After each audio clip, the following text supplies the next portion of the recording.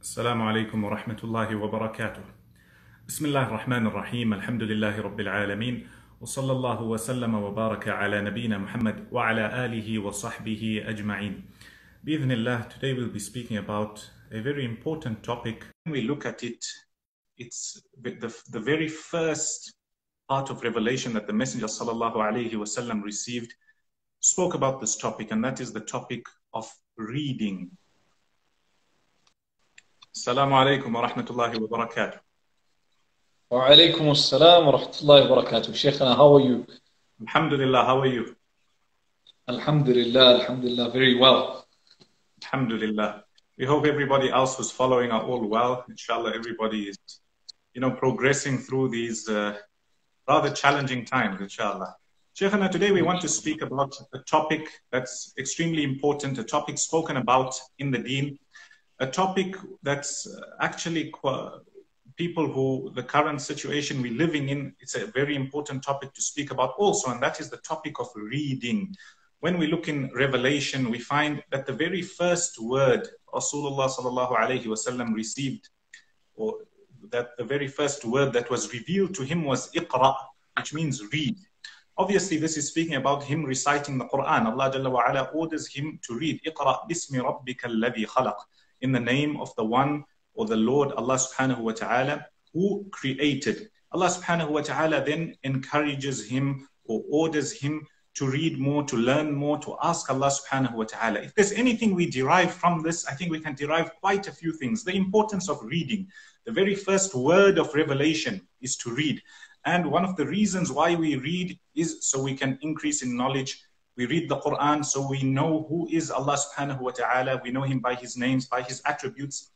And the whole quality or the whole, passing your time, should I say, or shouldn't say passing your time, but being involved in reading that which is beneficial, especially the Quran, especially the Sunnah, is an ibadah in and of itself. Yes, absolutely. And I think this is the way man has progressed in a lot of spheres of society, etc., or life. So it's the way that we find people learnt of other cultures, other ways of doing things. They progressed and expanded through this type of reading that was there. Previously, we wouldn't have such connectivity that we do today. So the best way to do that was to read different books that were out there. And I think that's why there's so much benefit from reading. Yes, in the very same surah, Allah subhanahu wa ta'ala says, Iqra wa rabbuka al-akram. Basically ordering the Messenger sallallahu alayhi wa sallam, the order is for him. The order is for all of us also. He says, read, and your Lord is, most generous, most kind. And wal ilmu indallah, that shows that a person who reads, who has the correct intention, who wants to learn more, Allah subhanahu wa ta'ala will grant him more. He then says, alladhi allama bil qalam, the one who taught with the pen. Also, when it comes to writing, it's extremely important. Yes, we did speak about reading the Quran and Sunnah, reading anything that's of benefit. A question then arises, how should somebody read? Because there's so many people who read as a leisure or as a hobby or as a pastime. There's others who read wanting to learn. I think when you want to read, obviously you have to look at your intention. Why are you reading? We're not saying it's wrong to read as a leisure or as pastime or as a hobby. But sometimes if you are reading with a purpose, you then benefit much more than as if you were just reading to pass time. Yes, absolutely. With a purpose at hand, I think it's important because many people, like you mentioned, we just read for the sake of reading. We want to gain information and learn, and sometimes it's just a pastime, especially on your phone when you're just scrolling through things and, aimlessly going through stuff. You're not actually gaining something, or you're not going in with a purpose at hand, that this is what I'm going to get from it, and this is how I'm going to benefit from it. So what you mentioned is of utmost importance, which is reading with a purpose. Shaykhana, I know you yourself, from when you were very young, you were always a reader. Maybe if you could tell us a little bit about how you read, what helped you to read? Because if I look at myself, for example, I only really started reading anything after the age of 20. Before that, I must have read 3 or 4 books in my life. And I think obviously you've read much more So maybe you could speak to us about it and how you carried on reading. What got you started? Why did you read? What kept you going? Wallahi, you know, it's interesting you say that you started from the age of 20 or so. We really started reading because previously I would read a lot, and I spent the bulk of my teens reading. I'd read anything and everything because I was just a bookworm. I loved reading. You know, it was something, for me, it was an escape. You know, I'd leave the realm of my environment by reading. So I'd go into different areas and into, sometimes I'd read novels that were fictional. So they'd take you out of the space that you're in. So it was an escape from, not to say that I had something very bad to escape from, but it was just an escape, a change of scene, so to speak. So, and what I found amazing is that when I read, I develop an imagination of that particular place, time, people, things that are there, that is completely different to a person that's reading the same, another person that's reading the same book. So it gave me, you know, a fantastic ability to travel without having traveled, to be somewhere else without having to actually be there. So I did start like this, but eventually you find as I went to study in Medina, we started reading Arabic books. And I remember there was a time where Sheikh Ismail, our Mufti, he was telling me that, read newspapers. And I'd pick up the newspaper and try to read the newspaper, even though I was still studying the Arabic language. So that was my initial thing with reading. But then I eventually, the phone and the mobile, the advent of the mobile phone actually influenced me a lot. So I started reading a lot more online and a lot less of books, etc. So even when it was a traditional book, I'd look through it online, I'd find it on Google, PDF, something, I'd go through it, and then I'd be reading it online. Obviously, your studies, you do them, your studies with mashayikh, you'll be reading from normal books, but, ordinary pages, etc., with ink and that type of thing. But I think the mobile phone influenced me a lot to start now watching more of YouTube videos and etc. And now of late, I've been going back to my reading from text. So it's just been a whole rigmarole for me, so to speak, yes. When it comes to your reading, do you have these days like a specific time, or do you want to cover a number of pages, whether it's during the day or during the week, maybe your method? Actually, I don't have a specific method at the moment because, time doesn't allow. So I'll just be very busy. And whenever I get a chance, if I get a chance to read through something, I'll go through it, read it, and not specifically only Islamic books. So of late, I've been reading a book called The History of Beekeeping. And it's got, it's a very interesting book because it's fictional, but it's based on what the person thinks will be the future, what was the past, and that's reality, but they've based it on a fictional character. And then the current beekeeping reality, and then what it's going to be like in 2090. So it's a very, very interesting take on things. And this person is of the opinion that bees will be extinct completely. And people will have to literally pollinate plants with feathers. They'll pick up a feather and go and put it into some pollen and then go to the trees and pollinate the plants. So they'll be doing the work of bees because bees would have long been extinct because of the behavior of man on earth. So I find it very, very interesting because it's a different take altogether.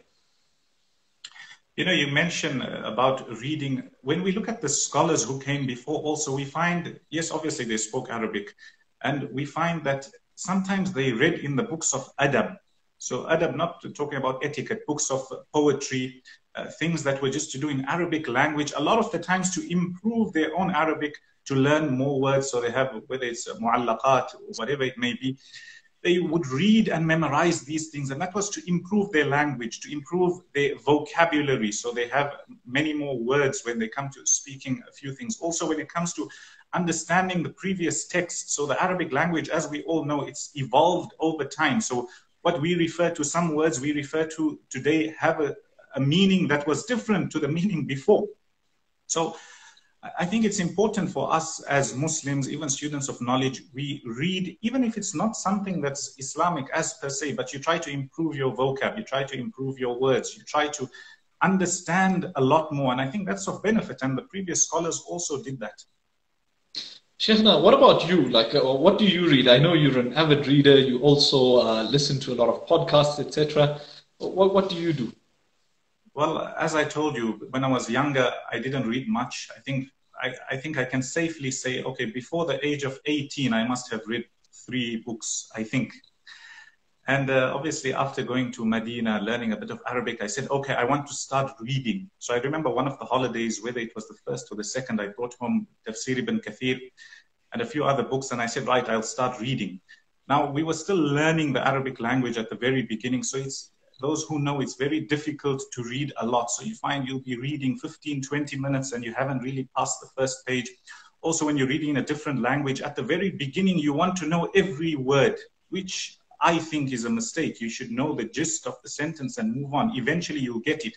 At the beginning, if you're learning a language and you try to know every single word that you're reading, you won't pass 3 lines. So after that, I used to read a lot. I tried to start reading, develop a habit in reading. Thereafter, a few years passed, my Arabic became a bit better, and I started reading more tafsir, Sahih al-Bukhari. For example, the Hadith podcast was something not planned. So I had been reading in Sahih al-Bukhari for about 3 years. And what I also read, something very interesting, is that I read one of the scholars here, as far as I know, it's Ibn Badran. He said that when you read a book, you must read it in such a way that you must feel that you'll never get back to it. So take everything you need to one time and imagine that book will be taken away from you forever and you won't get anything back. So I remember when I first started, I said, you know what? I used to write on pieces of paper. So I used to write my summary. I used to write this. And I said, eventually what I'll do is I'll take these summaries and summarize them more, do tanqih or put them a bit more in order and type them out. Then after a while, I thought that, you know what? I'm adding extra steps here. I'm wasting my time summarizing on a paper and then summarizing on the internet because I really want it. So what I said is that, okay, now when I read a book, I'll have my book open and whatever I want to summarize, I'm writing in my email drafts. So this was a bit before Google Documents and that thing. And then one day I lost my drafts, a few of my drafts, and they all went. So then one of the brothers told me that, no, use Google Documents. So these days when I read any book I try to read, I've got my book open and I've got my Google Documents open. So anything I see of benefit, I write it. I've got another folder which is just about fawaid. Anything of benefit I read during the day, I try to write it and reference it. Because so many times I'm more of the type who's a bit more lazy on this side, where in terms of writing down, and I say, no, I'll remember this. I'll never forget it. I'll remember it. 3 days later, I can't remember it, or I can't remember it the way I read it. So sometimes you read something and you have a certain feeling, you come up with something, and then you forget later on. So I try to document that. Also, when it comes to reading, before I used to believe a lot in reading the actual book, having the physical copy. But seeing, how technology has progressed, these days I mainly read off a device. I rarely read. I do have a lot of books, but they're obviously packed away, want to ship them. So I made a habit to read on a device, whether it's the phone, whether it's an iPad, anything. And I've got Google Documents open somewhere. So for example, if I'm reading Sahih al-Bukhari, I try to read a little bit. This hadith, I want to speak about it. I write the number. Even Sahih al-Bukhari, I don't read in the book now because my books are packed. So I read on the app. There's an app called Jami' al-Kutub al-Tis'ah, where the 9 books of hadith, they've put them all and you can bookmark it, you can write your notes. So I just write the number of the hadith, what's it speaking about and what I want to say about it. So I've got a few collections like that. And then I try to read slowly. Of late, of the last week or two, I've heard a lot of people speak about audiobooks, and I always believed it not to be reading. They say we read a book, i.e. we listen to the audiobook. And I was reluctant, but then I slowly started. So I'm on my second audiobook. I think the beauty is you can play it on twice the speed, and you just sit with your notepad. So anything of benefit, you write it down, your Google Documents. And yeah, I think that's where I've progressed. So these days I try to read in the Quran. Obviously, I'm interested in tafsir or tadabbur, so to speak specifically. And then in hadith, I try to get a few hadith every day in Sahih al-Bukhari, because if you look in Bukhari, there's about 6,000 odd hadith which have been, he mentions a hadith, he also repeats the same hadith at times, 3, 4, 5 times during the book. So there's about 6,000. And if you read only 10 a day, you would take 600 days to read it. That's almost 2 years. So I think that if we want to cover that, we have to have some sort of program in place. Not to say I'm the best at sticking to any program, but you try. But what I noticed is of most benefit for myself is that when I'm reading, if I write down the little that I benefited from, I can always reference it. Because so many times when you're reading a book, on one page, you'll come across 3 or 4 or 5 or 10 things of benefit, and you get to the next page, and the next page, we forget. And then you say that, you know what, I read this somewhere. Where did I read it? You're not really sure. So yeah, I think that's how we've progressed. Wow, mashallah, you've got a really in-depth way of reading and, writing. You've given us a lot of depth into how you read and you write down your notes, etc. I think people can really benefit from this, because most of us, so I can't speak for others, but I can say for myself safely that I'll read solely to generally grow my knowledge, and to understand, and I'll remember part of what I've read, etc. So I think I can learn from this as well, where you read and you write. Of course, we've heard of this before, but this is a very practical explanation from you as to how to go about it. I think it can work for me as well. I mean, somebody else might have a different methodology, but it's something that I can really put into practice, because I fully agree with you where you say that you've read something and within 2-3 days you've forgotten it completely. At times, even posts, I'll come up with them at a particular time, and I'll think, impossible I can forget this. And literally about 4 or 5 hours down the line, you're thinking, okay, it was about that, but what was it exactly? Because so much has happened in between that, that's now out of your mind. So I think this is very, very important. What you mentioned of reading it like you're never going to come back to it again. Absolutely, 100%. Yes, and also sometimes I do have some books that I'll read just for the sake of reading, for the sake of growing, for the sake of getting the idea. So I've got books I'm reading, for example. I've got books I want to study, so to say. There's books I want to take out benefit. There's books I just want to know what's going on. And there's one sheikh I remember who mentioned before, one day I heard his lesson, and he said, whenever you open a book, try to read the introduction. So it tells you about the book, what they're speaking about. And I always found myself skipping through this first part. And he said, one of the reasons is, if you read it, you know what the author is going to tell you later on. Generally, they say that, okay, we're going to mention this, or this is our methodology when writing. So instead of you, for example, saying that, oh, this author didn't cover everything in the seerah, well, if you read the introduction, he would have told you that he's only going to mention it in brief, and he's only going to mention certain parts of it.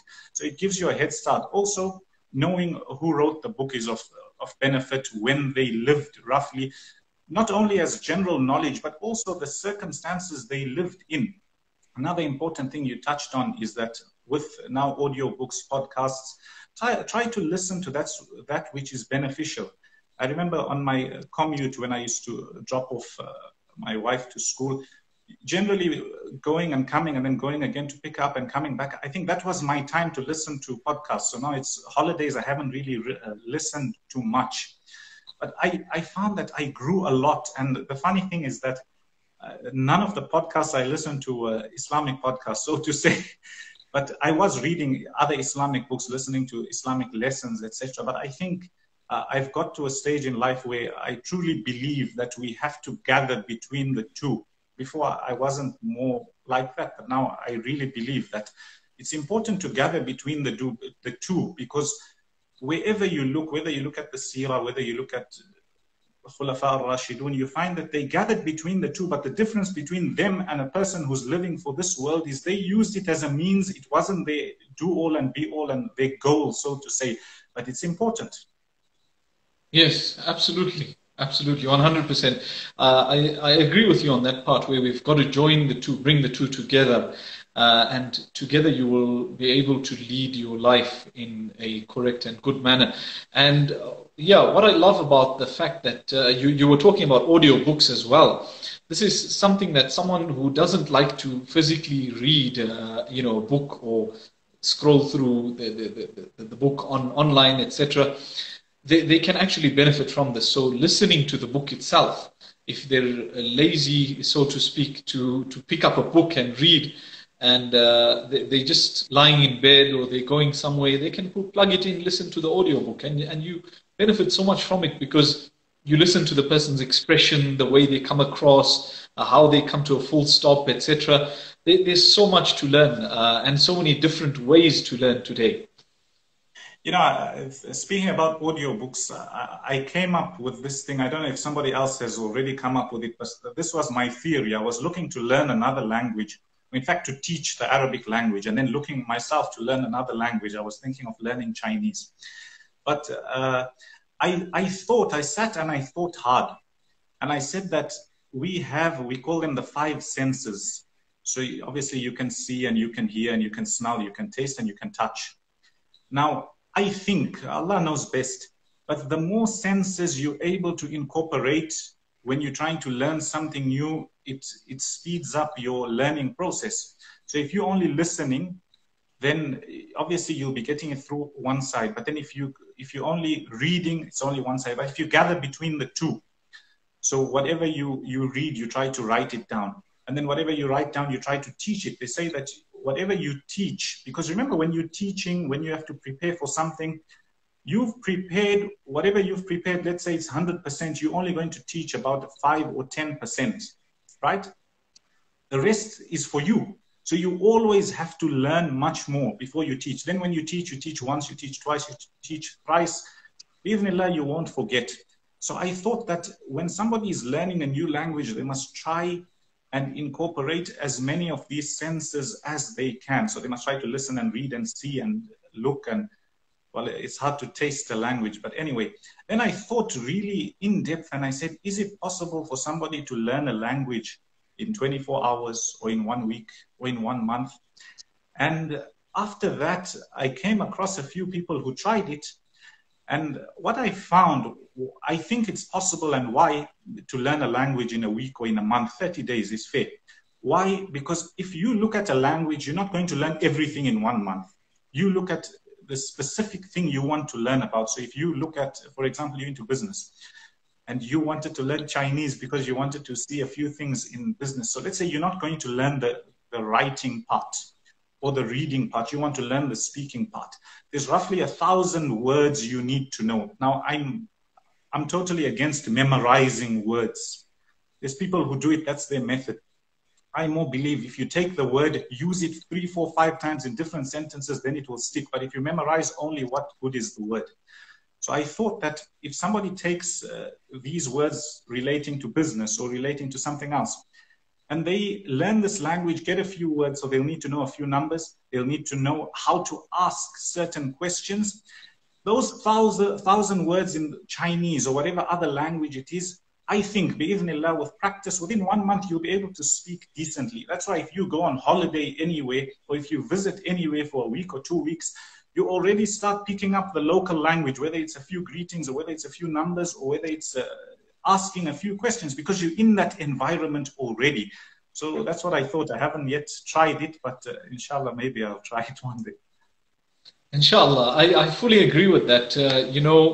Experiencing the language will help you learn it faster than just simply reading about it or trying to memorize certain phrases. And this is what I found when studying Arabic as well. We had studied a lot of it, by text, and we knew what the text had to say, etc. We could read it and understand it, but I couldn't speak it. And when I went to Medina, initially I was very shy to speak. I wouldn't, engage in discussion, fearing that I'd make a mistake. And then I remember, I don't know what got me out of my shell, but I started speaking to different people and making mistakes, and they would correct me. And there was one incident where I was standing in a queue to buy some coupons or something of that nature, and I made a mistake and everybody laughed. And I said, no, that's good. That's excellent, because the fact that they laughed taught me as well that this here, and that word, I never forgot that this is how I'm supposed to say it. So I think what you've mentioned of experiencing it is absolutely important. You can learn with different senses, your eyes, your ears, touch, etc. And like you said, I don't know how you can taste a language, but yes, subhanallah, there's a lot. Maybe if you taste their food and then you learn the name of the food, etc., it can teach you as well. So yeah, there's so much beyond the book that you can do to learn a language. Yeah. You know what I found, that when you immerse yourself in trying to learn something of benefit, whether it's a language, whether it's something else, you find the world then becomes an abundant place. You forget the fact that time is going too slowly. You forget the fact that you're depressed or sad or everything is going wrong in the world. In fact, you'll find that you've got no time. You just want to do this and this and this and this and everything. And you find that, subhanAllah, life is enjoyable, so to say. Enjoyable, it has a bit of that stress to achieve something, but it's enjoyable. And since we were talking about the Arabic language, maybe inshallah next week we could speak about it, your journey, how you learned the Arabic, how we learned Arabic. Maybe it could be of benefit to others, inshallah. Inshallah, Shaykhana. I think there's been a lot of good points that you've mentioned here as well. Alhamdulillah. And we really there's a lot of people who follow of different ages. There's those who read. There's those who don't read. Would you encourage somebody obviously you would, but whether they're 12 years old or much older, those who are not reading, what would your advice be to them? You know, I think the best way to do this would be to put aside the phone. Honestly speaking, I see a lot more harm coming out of the phone for the youth than there is benefit, because what it does to you, and especially with the feed on social media, is you shortening the time span that you can concentrate for. So it's a very short time span, 10-second video, 15-second video, 1-minute video. 2 minutes is already too long. So what happens is you creating a situation where your mind has to be constantly stimulated in order for you to be focused. Whereas with reading, you're going to reach portions where you won't really want to read it, but you'll go through it because you enjoy the process. It's a long process, but it's beautiful. The outcome is a lot more beneficial. You come out feeling elated. You come out feeling positive, like you've achieved something. Whereas when you're online and you're just scrolling, I think it trains the mind to be constantly stimulated, and then unfortunately you don't actually enjoy reading, you know. And yeah, subhanallah, I wanted to say something, but let's leave that on one side. Possibly there's more benefit. You mentioned that I read a lot. Yeah, I read a lot off the phone and off the device, and I found so many times if there's a notification, then even if you don't go into it, it breaks your train of thought. So sometimes it's good to have it on, flight mode or whatever, if you're reading on a device. But you can also read, for example, blog posts or something small of benefit. That's why I was reading somebody, he said that podcasting is the new blogging, and blogs came from books. So if you look at a book that's this big, then a blog is like each chapter.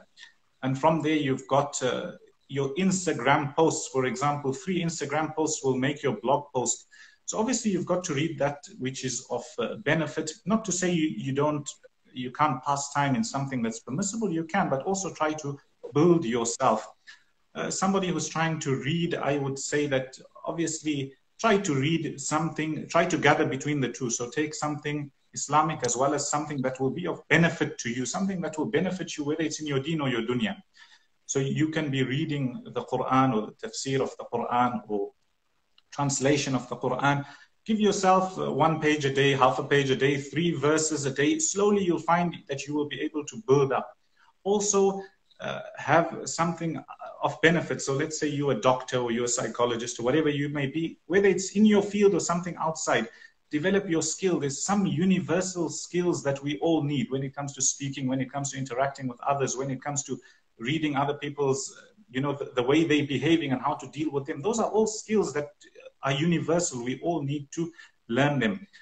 Along with that, you try to have some sort of accountability. Don't make it a chore or a burden, but say that, you know what, I've got to get through so much, or I've got to read a little bit. Let's say not the result. Let's say we don't need to get through a page or 2 pages a day. I need to read for 3 minutes a day or 5 minutes a day. I tell you something interesting. I was listening to the founder of one of the big banks in the world, investment bank, a few weeks ago. And he said that he came up with the idea that, you know what, he wanted to do this, take on this project. And he said, so I said, every day, what will I do for the next so long? I will concentrate 5 minutes a day on this project. So he says that he put his alarm for 5 o'clock, from 5 o'clock to 5:05 was time for concentration on this project. He said every day he did it. And after that, obviously, bi'idhnillah, this is the project he's got. So it was very interesting to see and to read and to listen to that. Sometimes it's not how much time you put in. I may read a book where I've already finished the book and I've got maybe 3 pieces of benefit. You may read the first page and take 3 different pieces of benefit. So it's not really the how much, it's what you actually taking away. Yes, absolutely, Sheikhna. And the 5-minute rule really works. You know, you spend 5 minutes on it and eventually you'll end up spending more. And, you know, that mental block also is something where people feel like it needs to be an occasion for me to start reading. Like, okay, I'm going to set aside this time, this date, I'm going to sit and start reading. Don't do that. Don't make it something like it's too big for you to achieve. Rather, when you simplify it and make it such that, okay, let me see what this book has to say and read 1-2 pages. Like you mentioned, you start with 1-2 pages and put it down. Maybe the next day you pick it up again and read some more. You'll find yourself naturally increasing and getting better and better at it. Whereas, and the same goes for Tawbah. You know, people set aside a date. No, I'll make Tawbah on this date. I'll make Tawbah on that. Don't do that. Just do it immediately and keep going and building on it. And then that way you're actually achieving and inculcating something into your life positive very quickly. Sheikhna, we've obviously spoken about the reading part, and the reading part is more the learning of things. So whether it's Islamic knowledge, whether it's whatever it may be, and that's good. However, sometimes when people get too much into reading, they then go down, so they say, the rabbit hole, or they carry on going. They just want to learn and learn and learn and learn, and there's no practice or there's no trying out what you've learned. Obviously, there is a balance. What would you say about this balance of actually learning a new concept, and when the time when you learn it and the time you try it out? Or how do you balance your time in terms of, or how would somebody balance their time when it comes to learning something and doing it? Yes, absolutely. With Islamic knowledge, I think it's important to remember that you've got to implement what you learn. Because, you know, the famous saying of Ali radiallahu anhu, where he says, هَتَفَ الْعِلْمُ بِالْعَمَلِ فَإِنْ أَجَابَهُ وَإِلَّا ارْتَحَلْ. That knowledge is connected to practicing on it. Because if you don't respond to that and you don't actually practice on it, it will leave you, it will travel, it will go away. So when you don't practice upon what you've learned, then ultimately that knowledge will leave you. But, you know, in other spheres of life, you won't always be able to practice on what you're reading, but at the same time, try to benefit from it and inculcate whatever you can into your life, and what is bad, leave it out. And don't go too in-depth into something, because like you said, it becomes a rabbit hole where you just want to learn and learn and learn, and then the end is no longer of benefit. It's just to read, to learn. That's it. I don't want to actually implement this. It's not going to benefit me or anyone. I just need to know because I need to know. That becomes, it can become a serious problem for a person where they become too engulfed into their books. And then again, it creates this disconnect between theory and reality at times, especially when you're studying Islamic books, you're reading, and people are, you know, it's all about principles, do and don't do, and you just keep reading, and you think that, okay, this is how life will be. And then when you come into reality and you try to see what's going on, there's a serious disconnect because you've never ever tried to implement that. So I think when you've learned something, try to implement it, learn something, try to implement it, see how it works in reality as well. and then you'll get an idea as to how to marry the two together.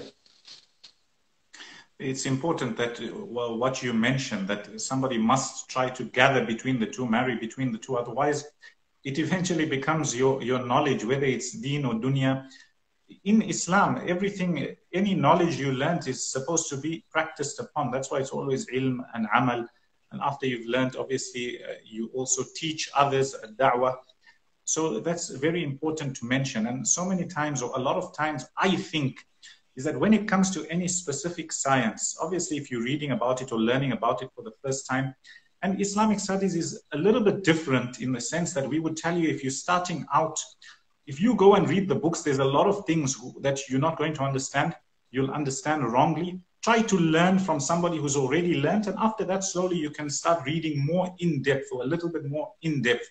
As for when you're starting off and you just want to learn from the books, then that's not really the way of seeking knowledge, or the way recommended by most, if not all, scholars. Let's start off with a sheikh, especially if you know nothing. Learn from him, and more important than learning his knowledge is learn his adab, the way he speaks, the way he carries himself, the way he deals with people who differ with him, etc. And you learn that adab, and slowly you learn your knowledge. So it's extremely important for us to know these things, to gather between learning, practicing upon, and inviting others towards goodness, any good principles. Shaykhana, is there anything else you'd like to mention? No, I think it's good that we had this live. It was a good session, beneficial, alhamdulillah. Someone did mention, are there any audio books, Islamic audio books that they can listen to? And I can't seem to remember any, to be honest with you, or I can't remember having come across any. So I don't know if you can mention, if you can benefit us. Besides the recordings of the Quran, I don't know of any others, especially in English. There must be, there surely is out there. You can check whether it's the Audible or the Amazon Kindle and see where there's audio books, maybe listen to a bit and see. And yeah, I'm not quite sure currently with that. Yes, yes. Jazakallah khair. Ameen wa iyaakum. Shaykhana, inshallah, maybe next week we can speak about the Arabic language, or unless we think of something else. Yes, I think that's a good topic, inshallah. Let's talk about it. A lot of people are interested in learning, so it will be of benefit, inshallah. Shaykhana, I think that's all we've got to say for today. There was one more thing I wanted to mention, is that somebody who wants to start reading, you will go through difficulty. It will be hard. There will be times, especially if you're not into the habit of reading. There's a time where you read half a page and it will be too much. There's a time where I find a lot where I'll sit with a book, 2-3 days, I'll read half of it or almost to the end, and then I just leave it. I don't end up finishing it.